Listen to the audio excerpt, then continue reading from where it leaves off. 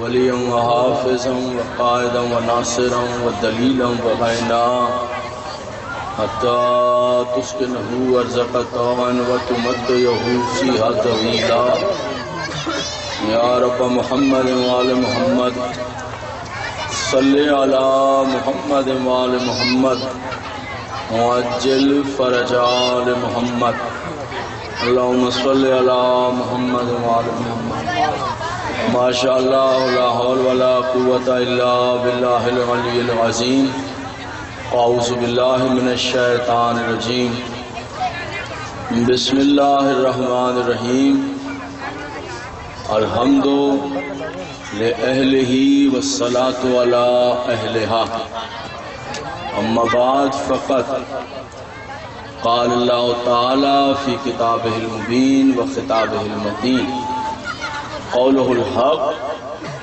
بسم الله الرحمن الرحيم وما أرسلناك إلا رحمة للعالمين صلوات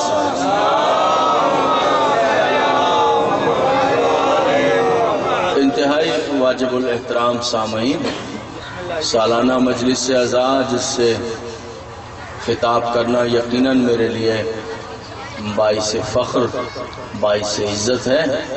ان دعاؤں کے ساتھ آغاز گفتگو ہے کہ اللہ بانیان مجلس کی توفیقات میں اضافہ فرمائے، مالکن صحت زندگی رزق کثیر عطا فرمائے، کہ جو سلسلہ قائم ہوا ہے یہ صبح قیامت تک اسی طرح جاری و ساری رہے۔ جو بیمار ہیں اللہ انہیں شفا عطا فرمائے، بے روزگاروں کو اللہ روزگار عطا فرمائے، بے اولادوں کو اللہ اولاد عطا فرمائے۔ ذمہ ڈیوٹی لگائی ہے، ایک خاتون ہے، ان کا فون آیا تھا تو انہوں نے کہا میرا نام لے کر میری اولاد کے لیے وہ دعا کریں اللہ انہیں صحت زندگی والی اولاد عطا فرمائے۔ پرانوار روزوں کی مولا حفاظت فرمائے، روزوں کی حفاظت پر جو مومنین مامور ہیں اللہ ان کی حفاظت فرمائے، جو حج و زیارات کے متمنی ہیں اللہ پرانوار روزوں کی زیارت کا شرف عطا فرمائے، جو بچے امتحانات دے چکے ہیں یا دے رہے ہیں مالک انہیں کامیابیاں عطا فرمائے۔ صاحب الزمان حجت خدا سلطان کائنات کا ظہور ہو جائے، اللہ ہم سب کو ان کے نالین چومنے کا شرف عطا فرمائے۔ ایک باواز بلند صلوات پڑھ دیجئے کہ تمام دعائیں مستجاب ہو جائیں۔ حضور علی، جیسا کہ آپ نے واجب الاحترام ناظم منبر سے بھی سنا، بانیان نے بھی کہا کہ مجھے ایک مخصوص موضوع کے لیے فرمائش کی گئی، ارادہ میرا کچھ اور تھا، چونکہ آج ماشاءاللہ یکم رجب ہے، یکم رجب ہے اور ماشاءاللہ بہت ہی مبارک دن ہے جس میں آپ بیٹھے ہوئے ہیں۔ آج وہ ہستی کہ جس نے اللہ کے علوم کے سربستہ خزینوں کے دروازے کھول دیے، کارے باقر العلوم جان و دل فدا، جان و دل فدا، آج ان کے ظہور کی عید ہے۔ لیکن اب یہ جو ہماری مجلسیں ہیں اس میں کیا معاملہ ہے کہ یہ قانونی اعتبار سے پرمیشن ملتی ہے ہمیں سال بسال، وہ ہوتا ہے انگریزی مہینے کے اعتبار سے، جیسے کہ 30 مارچ، اب وہ چاند کے اعتبار سے آج یکم رجب۔ اب بانی کیا کریں؟ اب بانیوں کا مسئلہ یہ ہے کہ وہ تو سال بھر کی محنت ہے، گورنمنٹ کا معاملہ تو وہ تو اس بات کو نہیں سمجھتے کہ آپ نے کیوں تبدیل کر دی، یہ مسئلہ بن جاتا ہے، بڑا مشکل ہے اس جگہ پر۔ چونکہ ادھر یہ حدیث بھی ہے معصوم کی کہ ہمارے غم میں غم اور ہماری خوشی میں خوشی، دوست کی علامت بھی یہی ہوتی ہے کہ غم میں غم اور خوشی میں خوش۔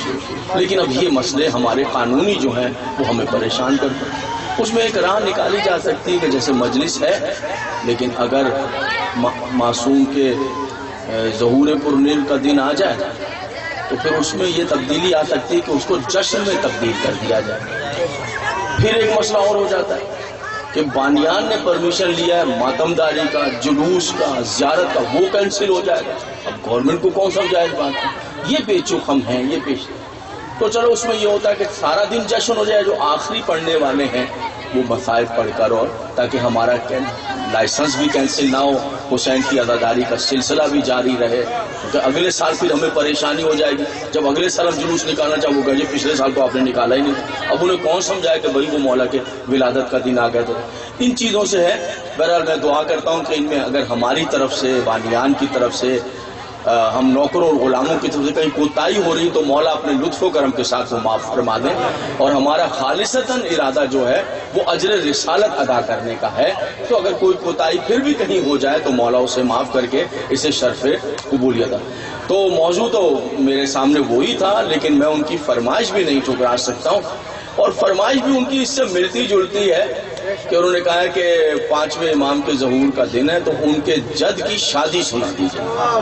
तो लीजिए साहब उनकी फरमाइश पूरी करते हैं, और आइए अब मेरे साथ शरीक हो जाइए, जश्न का दिन है। चलिए ताजदार अंबिया की शादी का जाकर वलीमा खाकर आते हैं।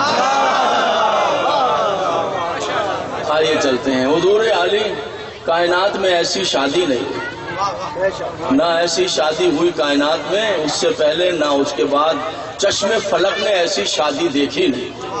इसलिए शादियां कायनात में होती रही और होती रहेंगी, मगर हुजूर ये वो शादी है जिसके सारे इंतजाम हजरत अबू तालिब अलैहिस्सलाम ने, आपकी फरमाइश थी वो भी रह गई जनाब। चलिए फिर से है हुजूर जनाब अबू तालिब ने सारी। अल्लाह अकबर। क़िबला आलम जिसे फ़ख्रे यूसुफ बनाया था अल्लाह ने, क्या हुस्न था ताजदार अंबिया का। सुभान अल्लाह, सुभान अल्लाह। देखा ही नहीं, आफताब और महताब खजल उनके हुस्न के आगे। सुभान अल्लाह। ऐसा हुस्न सोच लीजिए जिसके पसीने की खुशबू गुलाबों से बेहतर हो, उसका क्या हुस्न। ऐन शबाब, अभी 24 साल के सिन और 25 साल के सिन के दरमियान उठती हुई जवानी है ताजदार अंबिया की, कि जनाबे मलिकातुल अरब, अल्लाह, मोहसना इस्लाम, सुबह कयामत तक इस्लाम जिसका मकरूज रहेगा। कुछ बातें दूल्हा की, कुछ बातें दुल्हन की। आप शादी में ही रहेंगे इंशाअल्लाह। क्या कहने। हुजूर आली तारीख वो है कि जिसको बयान करते हुए गदार बार सोचना पड़ता है क्या पढ़ने लगे हैं, क्या पढ़ा है तारीख। 18,000 ऊंट थे, 18,000 ऊंट। क़िबला 18,000 में ऊंट कह रहा हूं, ऊंट, बकरी के बच्चे नहीं। 18,000 ऊंट, 18,000 तो बटेरे नहीं संभलते। 18,000 ऊंट। देखिए, मुंह से कहना आसान है, जबान है हर एक के मुंह में जो चाहे कहता फिरे, जिसका नाम चाहे लेता फिरे। टेलीविजन आपके हैं, इदारे आपके हैं, अखबारें आपकी हैं। आप जब इस्लाम की बात करें तो पता नहीं कहाँ कहाँ किस किस का नाम ले रहे हैं, लेते फिर। कमाल ये कि उनका नाम ले रहे होते जिनका इस्लाम से कभी कोई ताल्लुक रहा ही नहीं।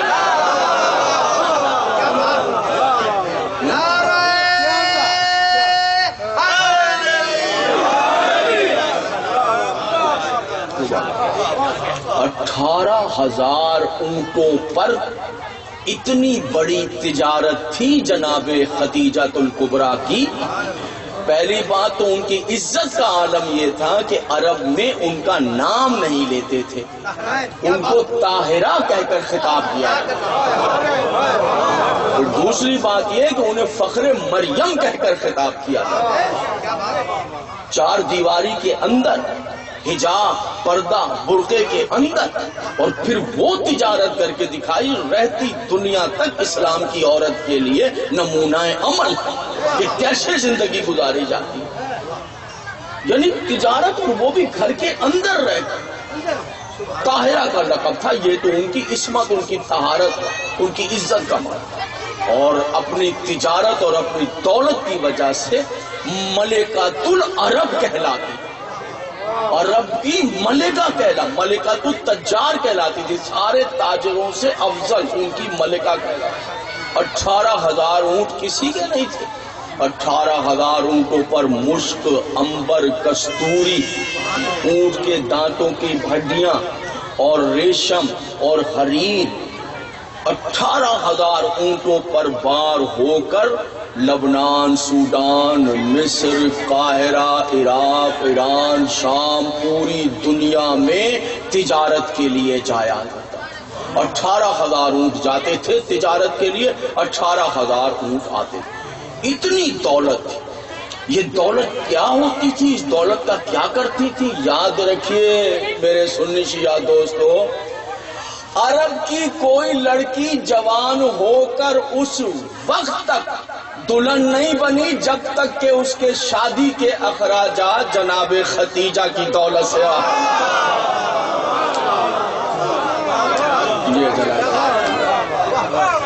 اتنی بڑی دولت. کوئی بچی عرب کی جوان ہوئی اس وقت تک بیاہی نہیں گئی جب تک جناب ختیجہ نے اس کے شادی کے اخراجات فراہم نہیں کر. اتنی بڑی دولت، اتنی بڑی عزت جناب ختیجہ کبریٰ صلوات والسلام اللہ علیہا جدۃ المعصومین 24-25 سال کے سن کے درمیان آئے. جناب ختیجہ کا مال لے کر حضرت ختمی مرتبت ملک شام کی طرف جا رہے ہیں. ذرا بچے بیٹھے یہ ٹیکنیکل بات سمجھاؤں. کیا ہوتا ہے کہ جناب ختیجہ کا مال لوگ لے جایا کرتے تھے، بیچتے تھے، پھر واپس آ کر پیسے دے دیتے تھے، پھر اس کے پروفٹ میں سے ان کی اجرت جناب ختیجہ ادا کر دیتے. ٹھیک ہے، مال لے کر چلے گئے. خاص غلام میسرہ جناب ختیجہ نے خدمت پر معمول کیا. یہ حرم کا خاص غلام. اس کو حکم لگا دیا گیا کہ جس طرح ابو طالب کا شہزادہ پہلی بار ہمارا مال لے کر جا رہے ہیں، جس طرح یہ کہیں اس طرح کرنا. نازک مزاج خاندان ہے، کوئی ایسی بات نہ ہو جو ان کو مزاج. توجہ ہے میرے محترم سامعین. شادی میں بیٹھے ہیں، ذرا شادی والا چہرہ ہونا چاہیے، ہاں گلزار ہونا چاہیے. ایسے شادی پیغمبر اسلام تشریف لے وہاں گئے، مال بیچا، واپس آ گئے. قصر پر کھڑے ہو کر خود جناب ختیجہ طاہرہ نے سکھیوں سہیلیوں کے ساتھ قافلے کے مکے میں داخلے کے منظر کو ملاحظہ کیا. آپ تشریف لائے، مال خانے کے منشی کو پیسہ جمع کرا دیا، اس مسئلہ تشریف لے. جناب ختیجہ طاہرہ نے کنیزوں کو بھیجا، میسرہ کو حاضر کیا جائے. پردہ نصب ہو گیا، جواہرات سے مزین سونے کی کرسی آویزاں کر دی گئی. آپ تشریف فرما ہوئی، پردہ نصب ہو گیا. پسے پردہ ہاتھوں کو جوڑ کر آنکھوں کو جھکا کر میسرہ غلام کھڑا ہو گیا. سماعت فرمائیے گا حضور. چند ساعتوں کے بعد پردے کے پیچھے سے فرشتوں کو آداب عصمت سکھانے والی آواز آپ کی ذوق کی نظر ہے. میسرہ بنی ہاشم کا شہزادہ پہلی بار ہمارا مال لے کر گیا تھا، تم ان کی خدمت پر معمول رہے.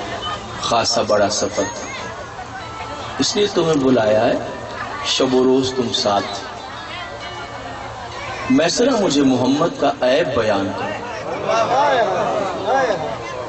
کبھی بھی کیا بیان کروں؟ جب ہم شام میں پہنچے نا مال لے کر، بی بی شام ہو گئی.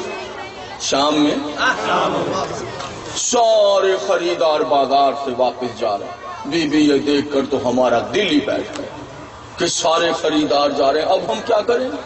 شام ہو گئی، بازار خالی. اور بی بی آپ کو بتاؤں، یہ جو ابو جہل ہے نا، جب اس نے یہ منظر دیکھا تو لگا ہمارا مذاق اڑانا، اور کہنے لگا آج تو خویلد کی بیٹی کو اتنا بڑا نقصان ہوگا جو اس سے پہلے کبھی تصور بھی نہ کیا. بی بی ایک تو ویسے ہی پریشان، اوپر سے اس کی جلی کٹی باتیں سن کر اور کلیجہ دکھنے لگا. ایسی باتیں کرنے لگا، ہم نے تانے دینے لگا، مذاق اڑانا. بی بی ہم تو بہت بے چین رہے، مگر محمد کے چہرے پر چین ہی چین. بی بی انہوں نے اطمینان سے ہمیں کہا کہ مال کو ناکوں سے نیچے اتار دیا. حالات تو ایسے نہیں تھے، لیکن چونکہ آپ نے کہہ رکھا تھا کہ جس طرح یہ کہے ویسا ہی کرنا، لہٰذا ان کے حقوق کو مال کے بدل نہ خواستہ نہ چاہتے ہوئے بھی ہم نے مال کو اتار کے اور بازار میں جب کو کہا کہ لگا بی بی اطمینان سے اپنے ناقے سے اترے، تمکنت سے چلتے ہوئے سیدھا جا کر اپنے مال کے پاس بیٹھ گئے۔ بی بی بس یہ جیسے ہی بیٹھے تو آنکھوں نے عجب منظر دیکھا کہ جو گاہک جا چکے تھے سب واپس پلٹنا شروع ہوئے۔ سبحان اللہ، سبحان اللہ۔ اسی جگہ کو کہتے ہیں بازار مصطفیٰ تو خریدار خود خدا۔ کیا کہتے ہیں؟ یہ بولتے ہیں نا کہ بیٹے کو دکان کھلوا دیں، بھائی کو دکان، اور بھائی وہاں دکان کہاں چلے گی؟ جنگل میں کھلوا رہے ہیں، وہاں کون خریدار ہے؟ تو پھر وہاں بزرگ بات کہتے ہیں کہ خریدار خود خدا، بازار مصطفیٰ تو خریدار خود خدا۔ سارے پلٹنے، دیکھتے ہی دیکھتے سارا مال ہاتھوں ہاتھ بک گیا۔ بی بی توقع نہیں تھی اتنا بڑا فائدہ ہوا، اور ہم تو خوشی سے سرشار، مگر ابو جہل بدبخت کو شرم کے مارے منہ چھپانے کی جگہ نہیں مل رہی تھی، منہ چھپانے کی جگہ، اتنا بڑا فائدہ ہوا۔ آواز آئی میسرا میں تم سے کہہ رہی تھی محمد کا عیب بیان کرو۔ کہا بی بی کیا بتائیں، راہ کو تو جانتی ہیں، ہم چلے آ رہے تھے کہ خرد و نوش کا سامان، کھانے پینے کی اشیاء ختم ہو گئی، نہ کوئی قریہ نہ کوئی قصبہ نہ کوئی شہر، بھوک سے جاں بلب ہو گئے، مرنے کے قریب ہو گئے، کھانا ہی نہیں۔ بی بی اس سے پہلے کہ بھوک ہماری جان لے لیتی کہ یکا یک ہم نے دیکھا صحرا میں ایک کھجور کا تنا کھڑا ہوا ہے، درخت جس پہ نہ پتے ہیں، نہ رنگ ہے، نہ ہریالی ہے، نہ پھل ہے، نہ چھال ہے، جلا جھلسا صدیوں پرانا ایک درخت کھڑا۔ بی بی اپنے ناقے سے اترے، اطمینان سے چلتے ہوئے اس شاخ کے اس درخت کے نیچے بیٹھ گئے۔ انہوں نے اپنی پشت مبارک جو ہے جلے جھلسے درخت کے تنے سے مس کر دی۔ جیسے ٹیک لگائی بی بی اس جلے ہوئے درخت نے رنگ بدلنا شروع کر دیا۔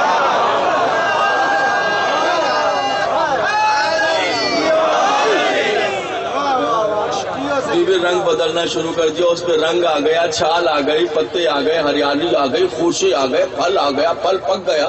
بی بی پھر انہوں نے پکے ہوئے پھل کی جانب خود ہاتھ نہیں بڑھایا، بلکہ جیسے ایک بہت باوقار میزبان عزت والے مہمان کے سامنے کھانا پیش کرتا ہے، ایسے درخت نے اب ان کی جانب جھکنا شروع کر دیا۔ انہوں نے وہ پکا ہوا پھل خود بھی کھایا، ہمیں بھی کھلایا، ہماری جان۔ آواز آئی بیسرا میں تو تم سے کہہ رہی تھی ان کا عیب بیان کر۔ کہا بی بی کیا بتائے، راہ میں پانی کھڑا ہو گیا، پانی ہمارا کسی جگہ میسر نہ ہے، پانی ختم ہو گیا، پیاس سے جا بڑا، ہم بھی اور ہمارے جانور کئی ادھر ادھر دیکھا، پانی نہ ملا، پہاڑ کی کھو میں پانی کھڑا ہوا نظر آیا بی بی، مگر پینے کے قابل نہیں تھا، زہر سے زیادہ کڑوا تھا۔ انہیں آ کر شکایت کی، انہوں نے جا کر اس زہر سے زیادہ کڑوے پانی میں اپنا لعاب دہن ڈال دیا۔ بی بی دیکھتے ہی دیکھتے وہ ان کے لعاب دہن کے اثر سے زہر سے زیادہ کڑوا پانی شہد سے زیادہ میٹھا ہو گیا۔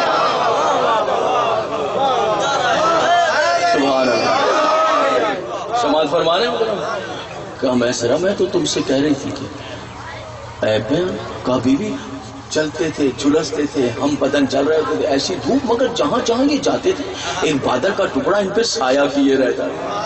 کہا میسرا میں تو تم سے عیب بیان کر، ہاتھوں کو جوڑ کے کہا شہزادی جسے اللہ نے بے عیب کیا ہو۔ سبحان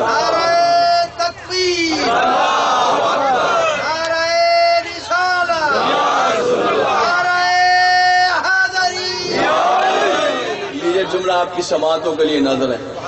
یہ کہہ کر جھک کے سلام کیا، اجازت چاہنے لگا، ابھی مڑا ہی تھا کہ آواز آئی میسرا کب سے ہماری غلامی میں؟ کہا بی بی عرصہ ہو گیا۔ کہا تم نے محمد کی تعریف کی ہے، اس تعریف کے بدلے میں تمہیں 7 اونٹ سونے کے بھی دیتی ہوں اور آزاد بھی کرتی ہوں۔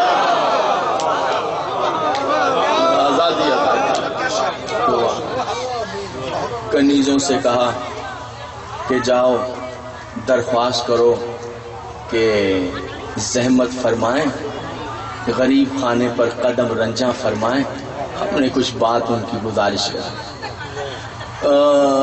تم جاؤ گی، تمہیں بھی نہیں جانا ہے، تم بھی نہیں جاؤ گی، چونکہ تم ابھی نہیں ہو نا، تمہیں پتہ نہیں ہے کہ اس عزت والے گھرانے کے گھر میں داخل ہونے کی تہذیب کیا ہے۔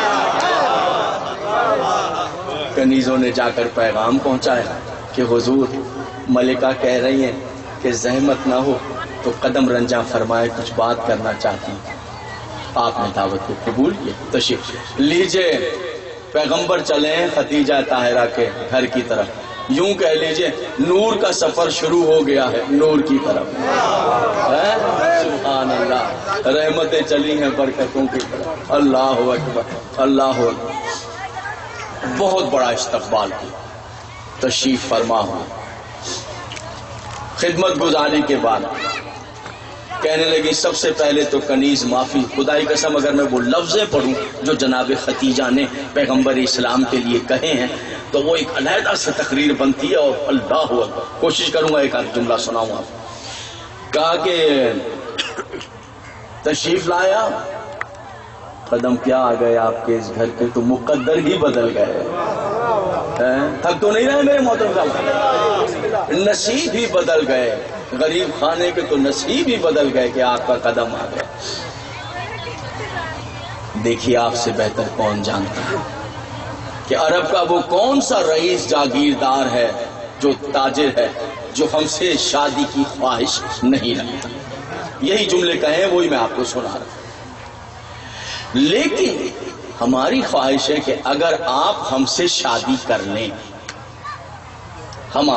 اگر آپ ہم سے شادی کر لیں۔ تیسرا اور آخری جملہ گفتگو جناب خدیجہ کی ختم، عرب کا ہر دولت مند ہم سے شادی کی خواہش رکھتا ہے، کیا بات، 3 جملوں میں ساری تاریخ بیان ہے۔ لیکن اگر آپ ہم سے شادی کریں، آخری جملہ فرماتی ہیں مگر یاد رکھیے گا اگر آپ نے ہم سے شادی کی تو بڑے بڑے لوگ آپ سے حسد کریں گے۔ یہ آخری، اگر اجازت ہو تو میں جواب سناؤں جناب پیغمبر اسلام کا۔ اسی نشین میں پیغمبر نے جواب دیا، اور جواب میں ایک ہی جملہ کہا پیغمبر، وہ جملہ بھی سنیے۔ پہلی ملاقات ہے جناب خدیجہ طاہرہ اور پیغمبر اسلام کی اس موضوع پر۔ کہنے لگے کہ بہت بہتر ہے، لیکن آخر ایک ہی جملہ پیغمبر سماعت فرمائے، کہتے ہیں کہ جناب خدیجہ کہتے ہیں کہ جو میری شادی کا فیصلہ ہے نا وہ تو میرے چچا ابو طالب نہیں کرنا۔ اللہ اکبر، سبحان اللہ، میری شادی کا فیصلہ، ہماری شادی کا فیصلہ تو ہمارے امو جان ہی کریں گے، ہمارے چچا ہی کریں گے۔ گھر تشریف لے، ہمیشہ کی طرح جان نثار چچا کو اپنا منتظر کرے، مگر آج بھتیجے کے چہرے پہ کچھ رنگ اور ہی ہے، بازو پھیلائے سینے سے لگائے۔ کہاں گئے تھے میرا بیٹا؟ کہا چچا طاہرہ نے بلایا تھا۔ اچھا ماشاءاللہ، کیوں بلایا تھا بیٹا؟ رسول خاموش، بیٹا کیوں بلایا تھا؟ سر جھک گیا رسول اللہ، اور حیا کے گلاب رخساروں پر نمودار ہو۔ اے بیٹا کہو تو صحیح، کیوں بلایا تھا؟ جانے ہم، کہو کیوں بلایا؟ زبان سے کچھ نہ کہا، ساری داستان حیا کے گلاب بن کر رسول کے رخساروں پر نظر آنے لگی۔ جب تیسری بار بھی کچھ نہ کہا اور رسول کا سر جھکتا چلا گیا تو سینے سے لگا کے پیشانی کو چوم کر کہا میرا بیٹا جب تم جا رہے تھے مجھے تبھی پتا تھا بلانے کا سبب کیا ہے۔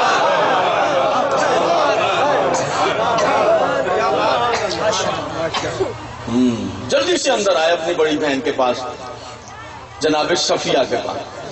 یہ حضرت عبد المطلب کی بیٹی ہیں اور جناب حمزہ اور جناب ابو طالب کی بڑی بہن ہے، اور اس وقت یہ دوہری کیفیت رکھتی ہیں، باپ کی جگہ پر بھی ہیں بڑی بہن، اور ماں کی جگہ پر بھی ہیں، بہت بڑی حیثیت ہے اس ٹائم۔ جناب صفیہ آپ سمجھے خاندان بنی ہاشم کی بزرگ خاتون ہے، اور جلدی سے آئے اور آ کر ہیں تو بڑی بہن لیکن ماں کے درجے میں، اور آ کر کہنے مبارک ہو آپ کو، مبارک ہو، مبارک ہو آپ کے گود کے پالے کو، طاہرہ بی بی نے نکاح کا پیغام دیا۔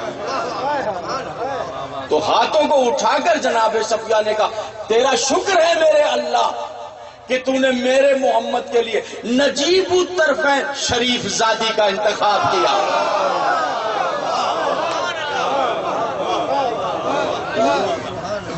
سبحان اللہ سبحان اللہ۔ اچھا اب ذرا ایک راز سنی، وہ یہ میری عادت ہے میں تاریخ کو ایک قدم آگے بڑھ کر دیکھنے کی کوشش کرتا ہوں۔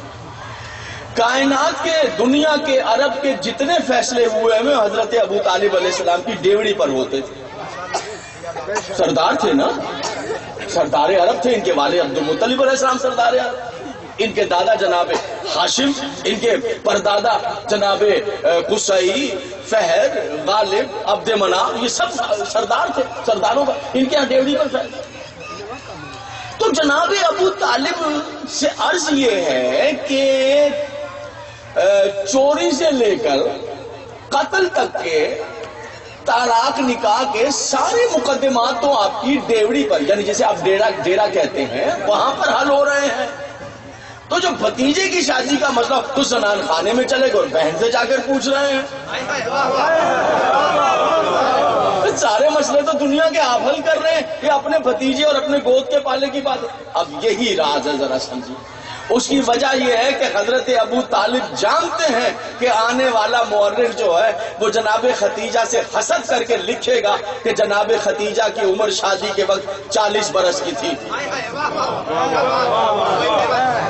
توجہ ہے یا نہیں ہے؟ اور یہ کتنے برس کے ہیں؟ ابھی 24 کے خیر سے 24-25 کے درمیان. 25 کے تب ہوں گے جب خیر سے نکاح ہو جائے گا، ابھی پروسیس چل رہا ہے تو پورے 25 کے بھی نہیں ہوں. اور مورخ لکھ رہے ہیں آج کے جناب ختیجہ کی جب عمر لکھتا ہے مورخ تو کیا لکھتا ہے؟ 40 برس کی. دیکھیں کیا طریقہ نکالا. عورتوں اور مردوں میں سینو ایج کے معاملے میں، سینو سال کے معاملے میں جو کنسیپٹ ہے وہ علیحدہ ہوتا ہے، جو سینسٹیو ہے وہ علیحدہ ہوتی ہے. دیکھیے اس کو یوں سمجھیے، مردوں کا معاملہ اور ہوتا ہے، عورتوں کا اور ہوتا ہے. مثال کے طور پہ میرے دوست ہیں آپ، اور آپ کے ہمارے آپ کے گھر آنا جانا، آپ میرے گھر آئے ہوں، آپ کے بچے بھی آئے، ہماری بیگم بھی بیٹھی ہیں، آپ کی بیگم بھی بیٹھی. آپ کا بچہ جو ہے میرے بچے سے 1 ہفتہ بڑا ہے، زندگیاں دے مالے. میرا ماشاءاللہ 1 ہفتہ چھوٹا ہے. کھیلتے کھیلتے آپ کی بیگم نے کہہ دیا کہ ماشاءاللہ کتنے اچھے لگ رہے ہیں، کھیل رہے ہیں، دونوں ایک جتنے لگ رہے ہیں. میں مردوں میں چپ بیٹھا رہا. مجھے کہا، میری بیوی فوراً بول پڑی، نہیں بھابی میرا والا 1 ہفتے چھوٹا ہے. عورتیں جو ہیں وہ سینو سال کے مانو 1 لمحے کا بھی فرق رکھتی ہیں، یاد رکھیے گا حضور. جی اگر آپ چاہتے ہیں نا کہ آپ کے حالات گھر میں بہت اچھے رہیں تو اس کا نسخہ میں دے دیتا ہوں آپ کو. جب آپ کی بیوی آپ کے سامنے آئے کہیں آپ تو ویسی ہی لگ رہی ہیں جیسے 20 سال پہلے تھے، اور آپ کو بے شک ان کی عمر یاد ہو، مگر وہ پوچھے میری عمر کیا تو بھول جائیے کہ مجھے تو پتہ نہیں، ویسی بھی ویسی ہے. اگر آپ نے کیا تو یاد رکھیے گھر میں ہمیشہ خوشگوار حالات رہیں. صلوات پڑھ دیجئے محمد اور آل محمد. جس دن آپ نے کہیں اپنے میکے والوں کو، اپنے گھر والوں کو اپنی بیوی کی صحیح عمر بتا دی، اس دن سمجھیے کہ اندر سے دل ٹوٹ گیا. اب چھری مار دیں وہ برداشت ہو سکتی ہے، مگر صحیح عمر نہ بتائیے. بھول جائیے، آپ کو کیا اپنا گھر سنبھالیے، آپ کو کیا یاد کر کے کرنا. کیوں یاد رکھی ہوئی آپ نے یہ عمر؟ سالگرہ بے شک منا دیجئے، کیک لا کر دیے، تحفے لا کر دیجئے، خوش ہوتی ہیں. اور جب طاقت دے گی اور پوچھے آپ کو میری عمر کا پتہ نہیں، مل گئی تحفہ ضرور قبول کر دیں، آپ خوش رہیں گے. مگر پھر بھی درود بھیج دیجیے اہل بیت میں.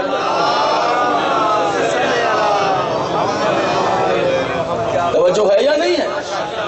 یہ عورت ہمارے دور کی نہیں، ہر دور کی عورت جو ہے وہ سینو سال کے اعتبار سے ہمیشہ سینسیٹیو رہی ہے. یہ عورت کے اندر کی چیز ہے، ہمیں بھی اس کا خیال رکھنا چاہیے. اس لیے جناب ابو طالب آئے جناب صفیہ کے پاس کہ آپ کے بھتیجے کو جو ہے وہ پیغام دیا ہے ختیجہ الکبریٰ نے. اگر ہوتی 40 سال کی تو پلٹ کر کہتی بھیا کیا کر رہے ہو، وہ 40 سال کی بڑھیا کہاں، میرا 24 سال کا بچہ کہاں.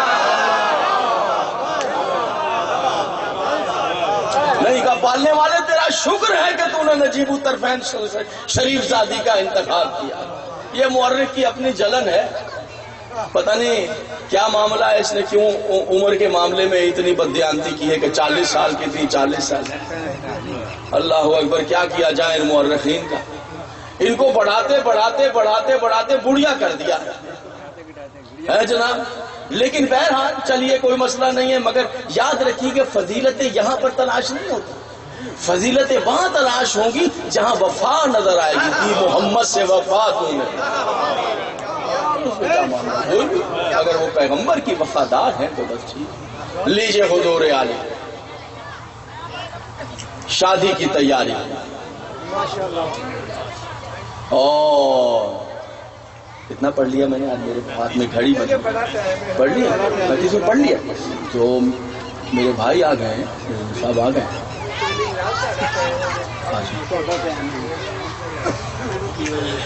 بے شک سرکار علامہ ریاض رضوی صاحب قبلہ تشریف ان کے استقبال ایک صلوات کے ساتھ کر لیا جائے. اللہ انہیں صحت زندگی عطا کرے اور اللہ اپنی حفظ و امان میں رکھے. میرے ملک میں بہت بڑا نام، خطابت کا بہت بڑا نام، اور میچور خطابت،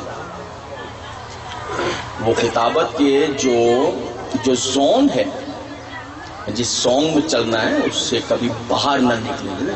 خطابت ہم پر دیکھ رہے ہوتے ہیں کہ جو ہم لکھنوی مکتب کے لوگ ہیں کہ کس زون میں ہیں. خطابت کا ایک زون ہے کہ وہاں سے ادھر جا رہے ہیں ادھر جا رہے ہیں، یا اس خطابت کے زون میں قبلہ و کعبہ اس کے لیے ایک مثال ہے، میرے پسندیدہ اور بہت اچھی خطابت، علمی خطابت، میچور خطابت. پروردگار انہیں جناب خضر کی زندگی صحت کے ساتھ. ایک سلوات پڑھ دیے، تھوڑا سا پڑھ لوں، اب وہ فرمائش ہے وہ ذرا سا، تو اس لیے ادھر دھوپ ہے آپ کو، ادھر دھوپ ہے. اچھا مجھے تکلیف ہوتی ہے مگر میرا ایشو ہے. ہم رسول اللہ کی شادی میں ہیں، وہ حکم فرمائش تھی، لیجیے حضور بس 2-4 باتیں، اور تاکہ قبلہ کو کوئی زحمت نہ ہو، اس لیے کہ ان کو زحمت دینا گناہ کبیرہ، کوئی زحمت ان کو نہ دی جائے، اور بس جلدی سے ان کو ممبر دیا جائے. مجھ سے بہت بہتر، بہت برتر پڑھنے والے، بہت اچھا پڑھنے. لیجیے جناب علی، یہ جملہ سنیے گا. ستاروں کی نیک ساتھ نکال کر جناب ابو طالب علیہ السلام نے رسول اللہ کی شادی کی تاریخ کو مقرر کیا. سنیے، یا یوں کہہ لیجئے کہ جب رسول اللہ نے پیغمبر اسلام کی شادی کی تاریخ مقرر کی، خود بخود سارے ستارے نیک ساعتوں میں داخل ہو گئے.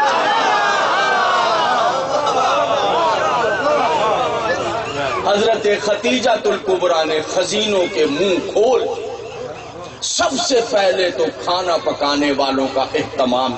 یہ پہلی شادی ہے عرب میں جس میں کھانا پکانے والے شیف، کک، باورچی بیرون ملک سے کانٹیکٹ کیے گئے، بیرون ملک سے منگوائے.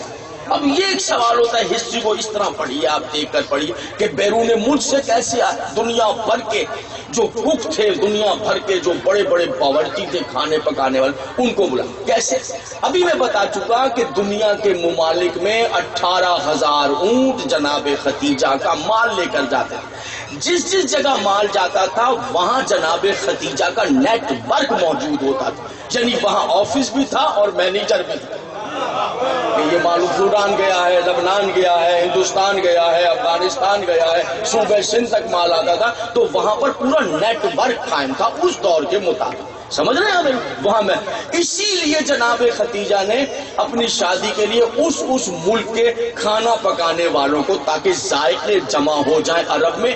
آج عرب میں پہلی بار ذائقے جمع ہوئے، ورنہ عرب والوں کو تو ذائقوں کا پتہ نہیں تھا جی، معلوم ہی نہیں تھا. وہ اس وقت کیا آج بھی معلوم نہیں ہے. آج بھی ہم لوگ جب عرب میں جاتے ہیں تو وہ ایک ہی ڈش ہے ان کی جسے وہ سرید کہتے تھے. وہ بڑی جناب ان کی یوں سمجھیے عرب فیمس ڈش تھی سرید. وہ میں نے بھی وہاں جا کر پوچھا، قبلہ کے بڑے بھائی ہوتے ہیں، میرے بھی وہ بڑے بھائی ہیں، وہ بہت محبت کرتے ہیں، لیاقت رضوی صاحب کویت میں. میں نے کہا شاہ صاحب وہ سرید سنی ہے بڑی عرب کی، تو ہمیں سرید تو کھلانا ہے. انہوں نے کہا چلیے. وہ 5 اسٹار ہوٹل میں کویت کے لے گئے، انہوں نے سرید آرڈر کر دیا. وہ جناب اتنے بڑے تانبے کے لگن میں، میں بڑا خوش. جب تک کہ 25-30 منٹ میں آرڈر آیا، میں نے کہا لو جی آج ہم تاریخی ڈش عرب کی کھائیں گے، سرید آئے گی. واہ واہ واہ. تو وہ جناب علی اتنی بڑی ڈش آ گئی، وہ سامنے جو رکھی تو میں نے پوچھا لیاقت علی صاحب، میں نے کہا شاداب یہ جی وہ پسندیدہ ڈش آپ کی، اس میں بکرے کے 2 بڑے بڑے سر رکھے ہوئے، پورے پانی میں ڈوبے ہوئے شوربے، اور ان کے کان بھی، سینگ بھی، آنکھیں بھی، وہ سب کے سب ڈوبے، اور جناب کھانے والے یوں کھا رہے ہیں کہ وہ اسی کے اندر پورا ان کا وہ جگہ پہنا ہوتا وہ کھا رہے ہیں اس کے اندر. اچھا وہ کھانا کھا رہا اور بکرا آنکھوں سے کھانے والے کو دیکھ رہا، کھانے والے کو کیسے کھا رہا. وہ دیکھ کے ہی اس کو تو میں نے کہا سرکار شاہ صاحب میں نے ہاتھ چھوڑ دیے سوری سے. اب بھی ایسے ہی ہوتا ہے، یہ ان کا ذائقہ تھا، ورنہ کیا کرتے جیسے وہ کھیر کھانا. ایک کھیر کا واقعہ نہیں قبلہ سنا دیں آپ لوگ، کھیر کا واقعہ کسی علی کے دشمن نے کہا آج میں کھیر نہیں کھاؤں گا، تو بیوی نے کہا کھیر ہی پکائی ہے. وہ بھاگتا بھاگتا کہ آخر وہ مولا علی کا ایک چاہنے والا ملا، اس نے کہا تو مولا علی کی مخالفت میں کھیر نہیں کھا تو اب میں تجھے زبردستی کھلاؤں. خود سن وہ واقعہ یہ ہماری والی کھیر کا نہیں ہے. ہماری کھیر جو ہوتی ہے اس میں 2 جگہ ہیں جہاں سے کھیر آپ کے پاس آئی ہے، ایک دلی سے اور ایک ہمارے یہاں یو پی سے.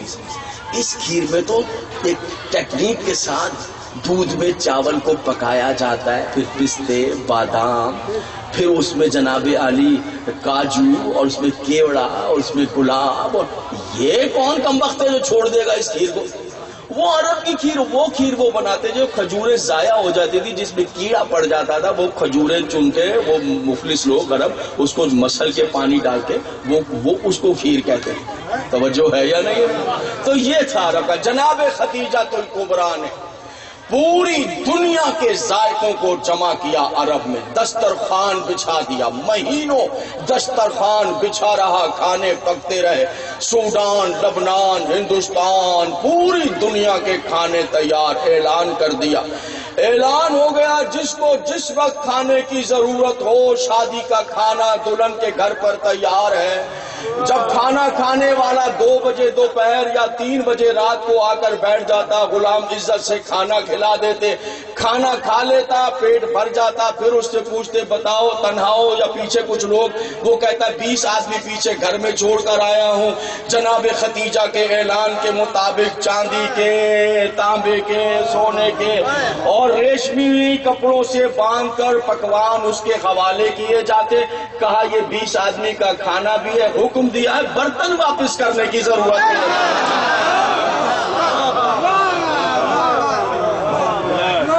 سبحان اللہ، سبحان اللہ، سبحان. مہینوں کھانا چلتا رہا، سب نے کھایا ہے جناب. ہاں آج آپ کو پتہ نہ چلے اور آپ بدل جائیں اور انکار کر دیں تو وہ آپ. تاریخ میں تو لکھا ہوا ہے حضور کہ بعد میں جتنے بڑے بڑے غنی بنے سب خدیجہ کے دروازے پہ ٹکڑے کھا کر آئے ہوئے لوگ، سب انہی کی اولادیں. پورا عرب مفروض تھا اور ابھی تک قرضہ ادا نہیں ہوا ہے. اتنا عظیم. ادھر دولہا کے لیے تیاری، لباس بنایا جناب خدیجہ الکبریٰ نے.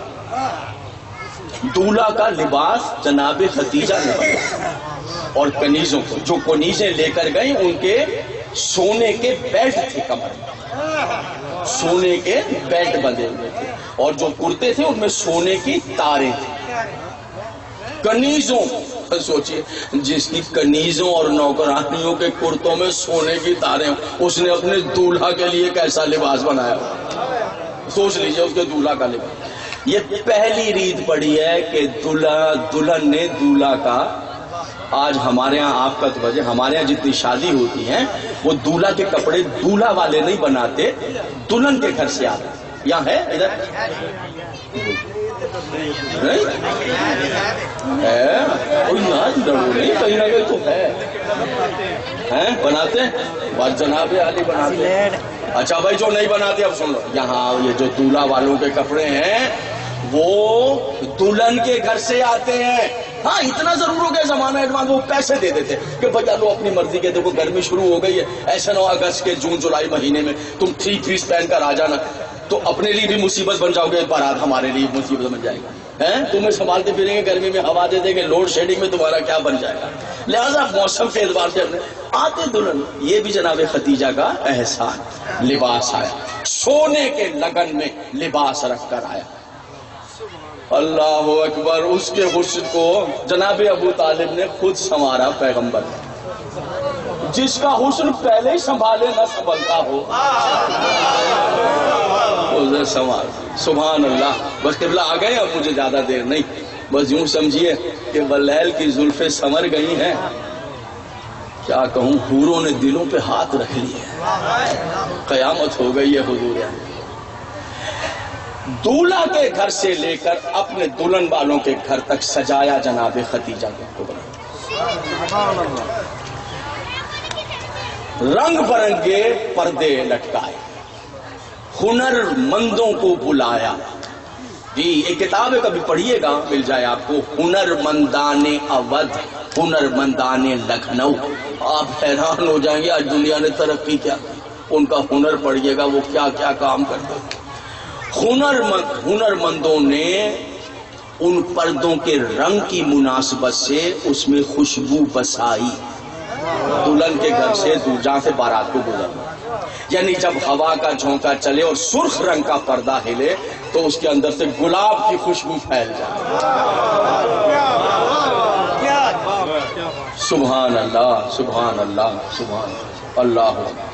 ایسا سجایا ہوتا. اور کمکمے اس انداز سے دیے جلائے تھے پورے مکے میں, اس انداز سے دیوں کو روشن کیا تھا کہ لاکھ آندھیاں چلے مگر شادی کے چراغ گل نہ ہوں.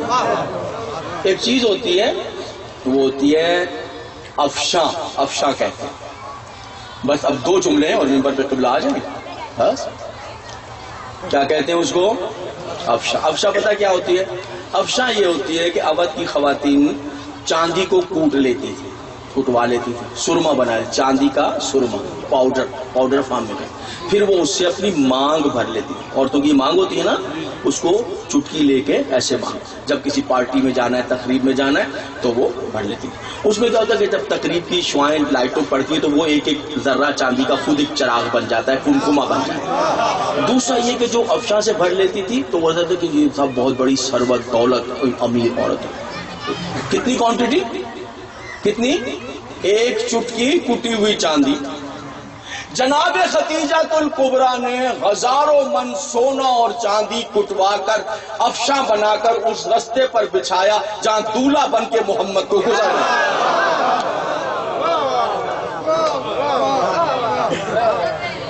بارات آئی, ایسا استقبال بارات, ایسا استقبال دیکھ لیں. ہر طرح کے مشروبات, غذائیں. آگے آگے جناب حضرت ابو طالب, خود جناب صفیہ بارات میں موجود, بنی ہاشم کے شہزادے, تلواریں حمائل کیے ہوئے. بارات, سونے کا تخت, جواہرات سے مزین ٹھوس سونے کا تخت بنایا جناب خدیجہ نے کہ دولہا نکاح کے وقت اس پر بیٹھے.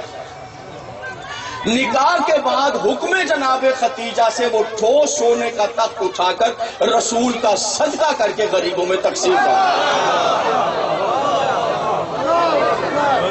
لیجئے آخری جملہ تقریر. دلہن بنی بیٹھی, آواز آئی, بارات آ گئی, بارات آ گئی. سکھیاں سہیلیاں سب دلہن کو چھوڑ کے چلی گئیں. دولہا کو دیکھنا بھی چاہیے. دولہا وہ آ رہا ہے جس کے چھوٹے بھائی کو دیکھنا عبادت ہے, وہ دولہا چلا آ رہا ہے. اچھا کمال ہے, ایسی ریت پڑی ہے اس دن کے بعد جہاں بارات آتی ہے دلہن ان لمحوں کے لیے اکیلی ہو جاتی. سب بارات آ گئی, بارات آ گئی, اکیلی بیٹھی. کنیز اندر آیا کسی کا, بارات آ گئی ہے, گھونگٹ میں سے پوچھا. بس اس کے ساتھ ہی قبلہ آئیں گے.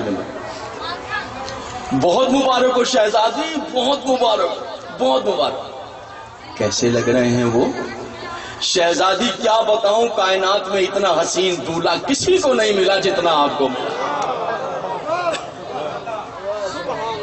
بھیا کہاں ہے؟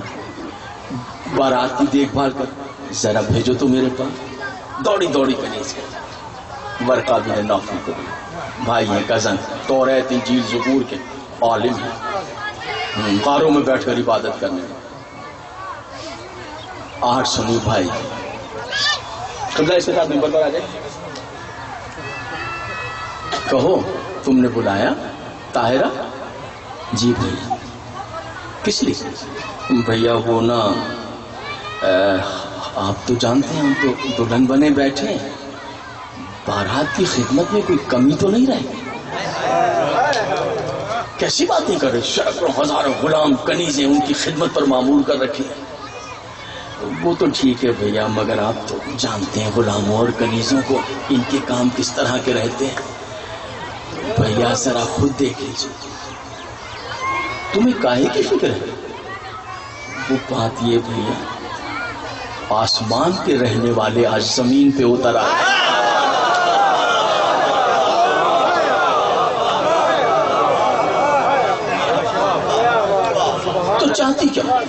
تو چاہتی کیا؟ بس ناگوار نہ سمجھیے گا، اتنا چاہتی ہوں کہ خود آپ ذرا سا دیکھیں. اچھا، اتنا خیال اپنے سسرال والوں کا، اتنا خیال اپنے دولہا کا. میں غلاموں کی طرح جا کر مشروبات پیش کروں؟ میں غلاموں کی طرح جاؤں؟ میں غلاموں کی طرح ہاں تمہارے سسرال والوں کی خدمت کروں؟ چلو پھر یوں ہی صحیح، کر لیتا ہوں غلامی جا کے تمہارے دولہا کی. چلو میں خدمت کر لیتا ہوں غلاموں کی طرح، چلا جاتا ہوں، خود ہٹا دیتا ہوں غلاموں کو تاکہ تم مطمئن ہو جاؤ. پر اتنا بتا دو طاہرہ کہ اپنے شوہر کی غلامی کا انعام کیا دو گے؟ آخری جملہ بس، میں اسے ساتھ نمبر دے دوں گا، اتنا بھی پڑھ لیا تو بات رکھ. اتنا بتا دو طاہرہ کیا انعام دو گے؟ کیا بھیا کبھی ہاتھ روکا ہے آپ کا؟ جو کچھ ہے کس کا ہے؟ ارے جو چاہے لے لیجئے بھیا. کبھی منع کیا ہے؟ کوئی غیر ہوں میں؟ بھیا ہے میرے بہن ہوں، جو چاہے کہیے بھیا. جاگیریں کیا، درہم و دینار کیا، جواہرات کیا، ابھی قدموں میں. نہیں، ورقہ کی آواز ہے. نہیں ختیجہ، تمہارے شوہر کی غلامی کا صلہ مال دنیا نہیں چاہتا. تو کیا چاہتے ہو؟ کہ اتنا چاہتا ہوں قیامت کے دن مجھے جنت دے دینا. تو کہا لو بھیا دلہن بنے بیٹھے ہیں، دلہن کے عروسی لباس میں وعدہ کرتے ہیں جنت آپ کی ہوئی. آخری جملہ ہے حضور علی، اے شہزادی جنت بانٹنے لگی ہیں، سبب کیا ہے؟ تو شاید جواب دو، یاد رکھنا ختیجہ میرا نام ہے، جو خاتون جنت ہے وہ میری ہی آگوش میں آنے. اللہم صلی اللہ.